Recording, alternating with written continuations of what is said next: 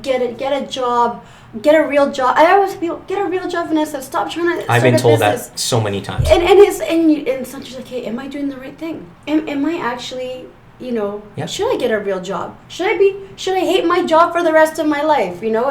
Or should I go back to school and become a lawyer? Happiness is everything. Yes, and doing what you love. Yeah.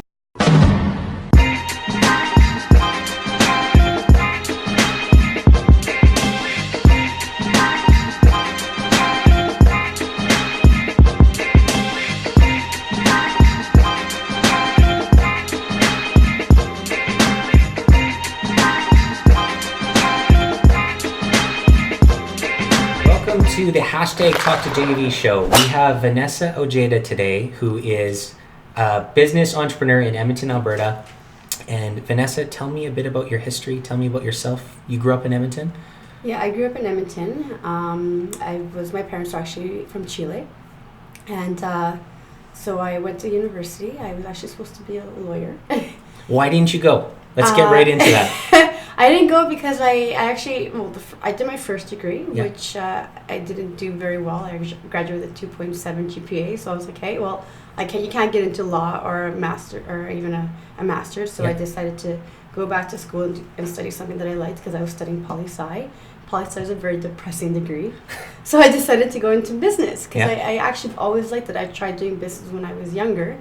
And so I went to business and I graduated top of my class with a 3.84 GPA. Nice. And I just loved every aspect of it. And so then when I was applying for law school, I was just like, I just didn't have that passion for it. I was like, I just can't. I needed time to start my own thing. And so that's kind of how I started.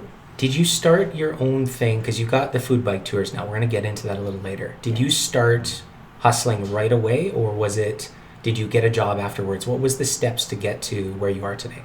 So I actually started a business when I was like 19. When I was a little kid, I tried an event. I tried events. I tried importing wines. When I would call like Chile and I'd be like, "Hi, like, can I import your wine?" Cold calling because I was in Canada. I was like, because they had all these really good wines and they were cheap, and so I was trying to bring them here and I was trying to learn how to do it, but none of that really happened. So then when I graduated, I always had some money saved up. Yeah. I went to I didn't get a job for a year, and then I got. How many times did you apply? Because I when I finished university, I applied everywhere, and nobody called. I applied probably over 100 times and I got nothing. Or I got a job. I got a job interview for a secretary job. Yeah. And the girl said I wasn't qualified.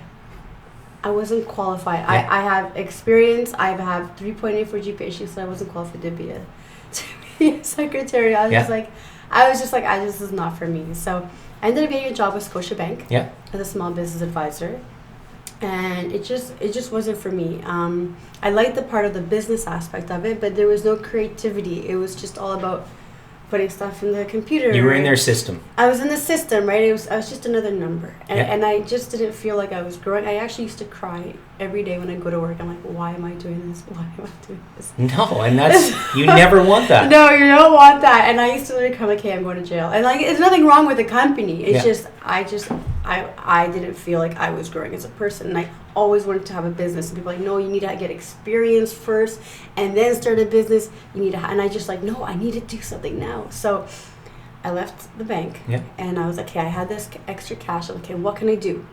And so I tried an ice cream business. Yeah. I don't even like ice cream. I just thought you just went into it? I just went into it because I thought it'd be good cash flow because in the summer people like ice cream. And did you have one of those little dollies that you pushed around through the parks, or was it? No. So what I did was I bought a tent and then I bought all this random equipment that I needed, which didn't work for outside. Yeah. And I would try to sell ice cream, and I didn't just try to sell the ice cream. I tried to actually make it.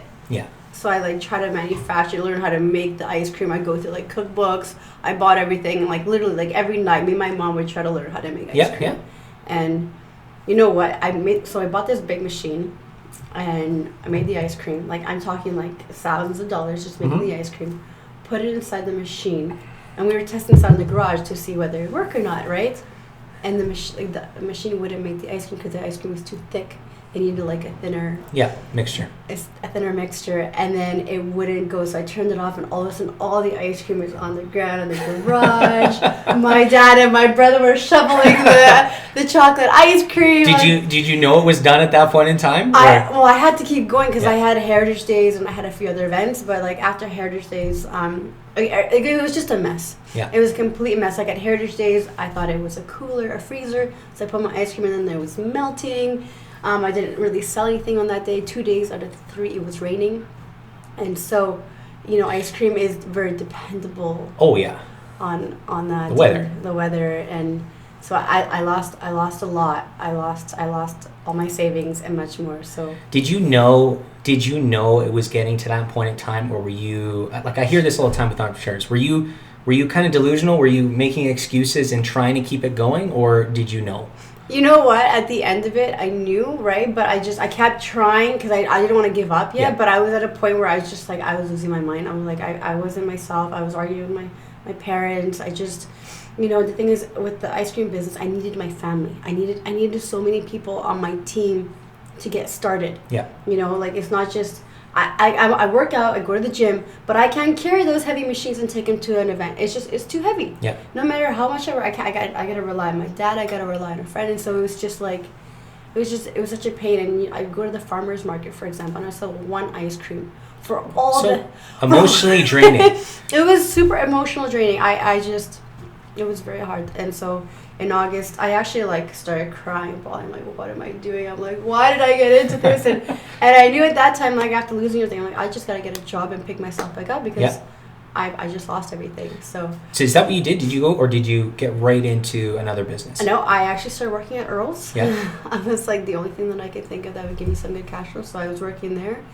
And at the same time, while the food bike, like the ice cream thing happened, I posted up food bike tour event that same summer because it was something that was the first one. That was the first one. It was the first tour. It was kind of like a pilot. And actually, the year before that was when I was thinking about it. But I'm like, hey, I didn't have time because it was in August, right? That I thought of it. It was 2015 when I thought of the idea. 2016 was when I actually launched. It was the same time that I launched the ice cream business. So in 2016, I launched one event, put it on Eventbrite, and in 1 week I got 10 tickets sold. So the first one, was that full? Did you have 10 tickets? I sold 35. So you sold out. 35 people. In the first week, I sold 10 tickets. So you knew you had something there. I had something there, right? And I liked it more. It was less hassle. You just bring your bike. You have your other friends that bring your bike. Yeah. You have, because I was well connected in the industry, in the restaurant industry, because I've always been in the industry while I was going to university. Yep. And so, I did it, and it went very well. So the second year, I said, okay, I'm going to do 9 events. I just picked 9 random days. Yeah. And just looked at, do you throw a dart at the calendar and just... Literally, I was like, okay, which day do I... Okay, this one and then this one. And I said, okay, let's try it out. Because I was going to do every Saturday, but I was too scared to jump that soon. Yeah. And I don't want to be, because of learning from my past, I jumped really quickly. This year, so the next year, so I'm going to just do 9 events and see how it goes. We were actually doing so well that we added another 3 events. Yeah. Because of the high demand. So it went really well, right? And it's fun. It's something not just I enjoy it. I don't like ice cream, but I enjoy the food bike tour. You're promoting local. Yeah. You're being outdoors. You're meeting new people. You're trying new foods. You're getting an experience that you can't. Love it. Yeah, it's just a cool experience. And so my friends were literally, can we come on the tour? Can we? Because it was just so much fun. Yeah. Right. So then the next year, like this last year, I did a tour every single Saturday starting in June to September. And so was Thursday, last year when you went all in? Last year I went all in. All in. Did every Saturday and one Thursday a month, and we did very well. And we had private and corporate tours like Suncor. Yep. We had PCW. Yep. Some other gyms would come in, birthdays would do private tours. Well, it started to catch attention. Yeah. Right? People would see the bikes going around. It started to get attention. You got some media attention, and then it took off from there. It really did. So what's next? What's next is the goal is to expand to Vancouver and Calgary. So. Like I always say, if it doesn't succeed, you keep trying again. So last year I actually tried to expand to Vancouver as well. At the same time I was jumping in here, all in. But Vancouver is a very hard market to get into. There's so many things to do. Marketing, like for example, I just put the event on Eventbrite here in Edmonton, and it sells out. It sells out. Put little handout flyers, it works. Vancouver, there's just so much on the go, so many things to do. Saturated a bit. It's so saturated that you really have to market very well, and I didn't do that last year properly. So this year we're taking a completely different approach. I'm working with like Travel Alberta. We're working with Vancouver Tourism, Daily Hive. We're working with like a bunch of different places to like marketing tools to really push the word out. So you're expanding. Yeah. I hear that, and we've been expanding a little bit as well. Now, one of the issues I've been having is spreading too thin. Yes. So are you having that issue right now with thinking of Calgary and Vancouver? How are you managing spreading yourself too thin and being in all these places all at once? So I've, in Edmonton, actually, I've already hired a team. Yeah. I've hired about 6 people to come on that are going to be like my tour guys. Yeah. I've created a system now. Got the procedures in place. I've got the procedures in place. We're going to have a manual book so everyone knows exactly what to expect, what to do, and go and, follow everything, right? So it's really about creating the system, right? And I feel like we've created a system in Edmonton that I don't need to be here, right? The restaurants know what to expect. They've already been on board, so they already have an idea of what's going on, right? And we're creating a WhatsApp chat group, right? So everyone knows exactly what's going on. So Vancouver and Edmonton, and Vancouver and Calgary. Calgary's only going to be done once a month right now. We just want to get our presence in. Yeah. So and then I don't feel like I've spread myself too thin yet. And then Vancouver. What's the ultimate goal? Are you going to take it and go franchising, or are you going to try to keep going organic as big as you can go as fast as possible? You know what? I think I want to keep it. At the moment, I still want to keep it corporate. Yeah. I still want to keep it corporate, and then if I would like to expand all over Canada, there's nothing like this in Canada, other than in Victoria. Yeah. And then expand to the States and other places where it's warmer. You can have it all year round, right? So the goal is to keep expanding it, because the legwork. Once you get the legwork done, it's good sailing, right? It's not hard. It's just a matter of. I love that you got this started in Edmonton, Alberta. It's minus 25 outside right now. You got a short season, but I think that also fed into it a little bit. Like in summer in Edmonton, we all get out. We want to go out, celebrate summer, and I think that fed into people signing up and getting excited about these tours. And what's nice is that, because for example, I like going out to a patio and enjoying the weather, but everyone just likes to sit in one spot, and for me, it gets a little boring. I like to go to different spots. And I would like to go to a different spot and then not feel guilty eating, right? Yeah. So I kind of was like, okay, wouldn't it be cool to, eat whatever you want, kind of like you're on different stops, and you don't feel guilty because you're biking it off and you're being outdoors and you're enjoying the outside. And that's literally how it started. I actually started the idea came about, I'm not even a cyclist. Yeah. I just like enjoying the being weather. Active. Exactly, being active. And so I was with a friend of mine, and she's like, hey, let's go biking. I said, okay, sure. I have my mom's old bike with no gears, one pedal, and she's gone. Yeah. And I'm like, okay, this is gonna be hard. So we went biking. We went for 3-4 hours, and it was so much fun. We went to 2 different places to eat. We were in the river valley, and I'm like, this is just so much fun. There should be a food crawl like this or something when you're seeing the city. And that's literally how the idea started. It was just so not researching online. It was just purely. You're riding a bike, you saw it, you stopped at a couple locations, and you knew that had something. Exactly. And I actually never did a tour. Some people do food tours. Yeah. I've never done a food tour in my life.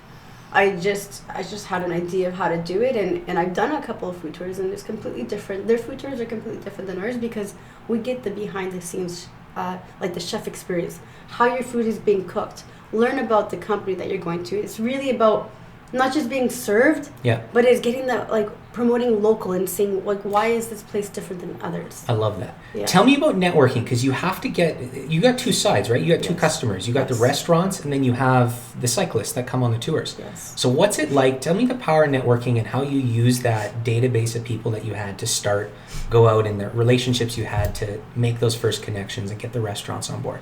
A lot of restaurants, I find people say I'm a very approachable person. I'm very likable, and so that actually works in my favor because I really just want to help people out, right? I go to the restaurant and say, look, I'm here to help you out. A different way of marketing, essentially, right? It's not a trade show, but it's a great way for people to see where you're located. Yeah. Try the food touch points with their brands. Exactly, create relationships. So and so that's kind of how I started. A lot of restaurants, they just jumped on. I just go and talk to them, and because I've been in the industry for so long, they're like, yeah, Vanessa, we're on, we'll support you and we'll help you and make sure that it grows. So I've had Support the Vino, they've been on or Support Edmonton now, and they've been on since day one. Italian Center, day one. Is it harder now in Calgary and Vancouver where you didn't have the networks, and how are you tackling that? So Vancouver is harder than Edmonton. By far, 100%, hands down. It is hard. Like literally. So the past few years, we actually didn't pay our restaurants. Yeah. It was just for marketing purposes. Yeah. And now we're paying everyone just because we wanted to kind of keep a consistency and don't have to worry about that. But in Vancouver, it's just you can tell people like I'm here, we'll pay you this or that, and they're like, no, we're just too busy. Like, I had one restaurant like, I don't need you.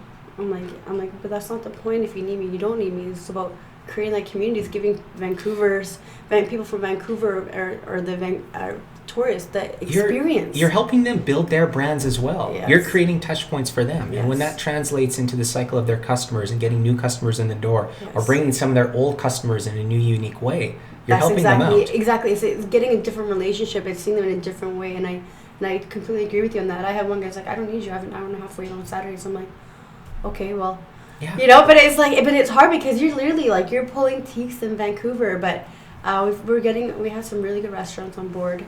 They're very local, mom and pops, and I think it's going to work very well. And so, like, we had the restaurant, and we were really sad about this one restaurant that had, said no, but you know what, we have a food truck now that's like, literally they're just trying to get themselves up, and they're a local company, so like, you know what, these are the people that we want to help, or like the community. So you've mentioned local a bunch of times today. Yes. What does focusing on that local aspect mean to you, and how are you trying to implement it? We're really trying to build a community, right? Because like, as I growing up in Edmonton, I'm sure people know, whoever grew up in Edmonton, I would always go to Earl's, Joey's, Boston Pizza.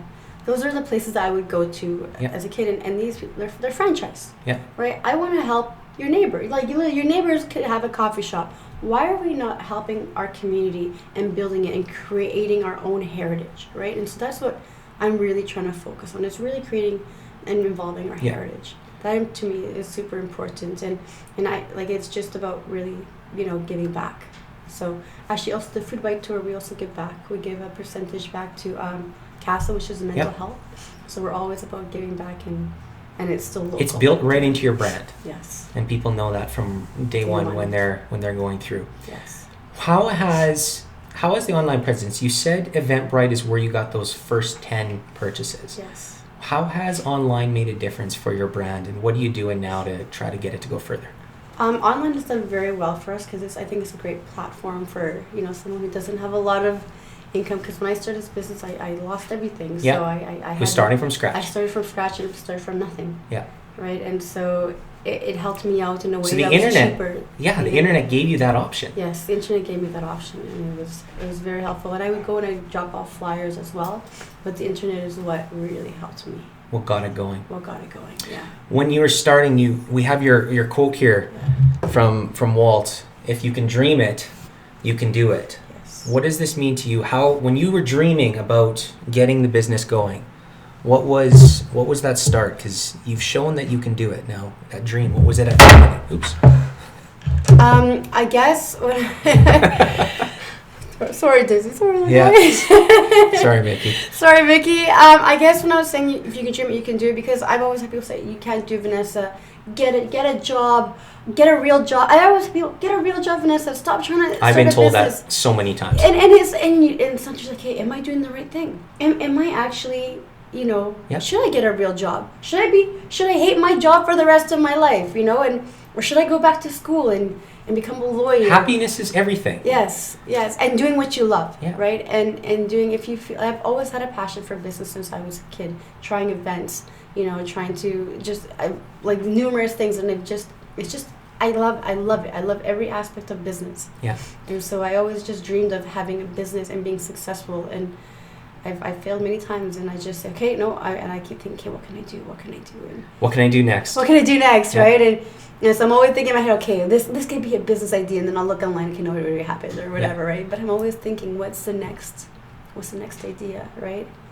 Are you this is the last thing of the day. We'll take it here. Where are you thinking? We talk to businesses all the time, and we ask everyone to think 1 or 2 years ahead. Are you still thinking ahead now, or are you all in on on your bike tour, and are you going at it from that standpoint every single day? Because you're still working in the business. Yes. Right? Yes. When are you going to feel like you can work on the business and just grow it like crazy? What do you need to make that happen? I think this year will help us get us the funding, right? I think this year, because it's also your another building year, right? You still need the finances to put it, because everything has been financed on its own. Nothing has been given, right? And so I think this year we can use that to help build in Vancouver, Calgary, and the rest of the country, right? And then grow, right? So like I still live with my parents. Smart. 32 years old. I like it. Smart. Just really trying to get it going, and I really taking everything and putting it back into the business. Yes. Yeah. I think last time I bought a pair of clothing was because I think one of my gym pants was ripped for the food bike tour. It's literally like everything is just on here, and I know it's going to succeed. And I think in 2 years, I think we will be all over the country. I really believe that. I believe you can do it too. And we'll see where else we go. So make it happen. Yes. Thanks, Vanessa. Thanks for coming out. We're going to get you out again. We're going to try to talk about how you keep expanding each year. Thank you. And thanks for taking the time. Thanks for having me. Thanks. Thank you.